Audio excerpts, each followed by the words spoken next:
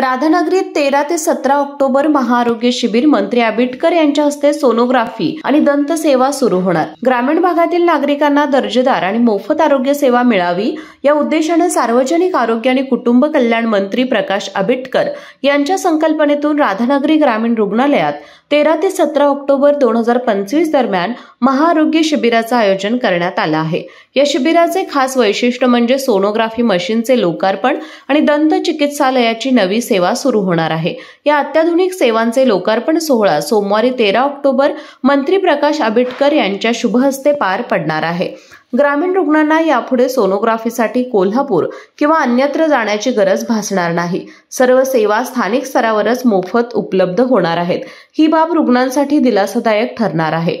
या महाआरोग्य शिबिरात नागरिकांना मोफत आरोग्य तपासणी, निदान, उपचार तसेच शासकीय योजनांचे मार्गदर्शन आणि लाभ मिळणार आहे। विशेष तज्ञ डॉक्टरांच्या उपस्थितीत विविध आरोग्य विषयक मार्गदर्शन करण्यात येईल, ज्यांना नियमित आरोग्य तपासणी, सोनोग्राफी तपासणी, दंत समस्या किंवा वैद्यकीय सल्ल्याची आवश्यकता आहे।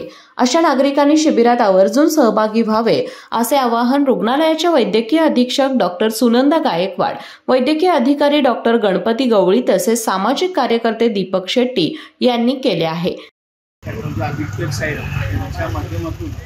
सोमवारपासून महाआरोग्य शिबिर राधानगरी ग्रामीण रुग्णालय येथे पार पडणार आहे।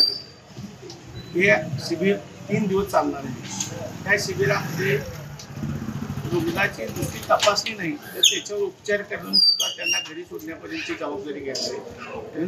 त्या रुग्णाची तपासणी इथं सोनोग्राफी असू दे, तिची ECG असू दे, इको असू दे, या सर्व गोष्टी या ठिकाणी तपासून त्यांना जर त्यामध्ये काय जरी रोगाचं निदान झालं तर त्या व्यक्तीला इथून उपचारासाठी उचित ठिकाणी नेऊन त्यांच्यावर उपचार करून त्यांना योग्य रिलीफ देण्याचं काम या शिबिरामधून होणार आहे। त्या निमित्तानं सर्व राधानगरी आणि राधानगरी पंचक्रोशीतील सर्व नागरिकांनी या शिबिराचा लाभ उठावा। यामध्ये डोळ्याची तपासणी करून चष्मे मिळणार आहेत।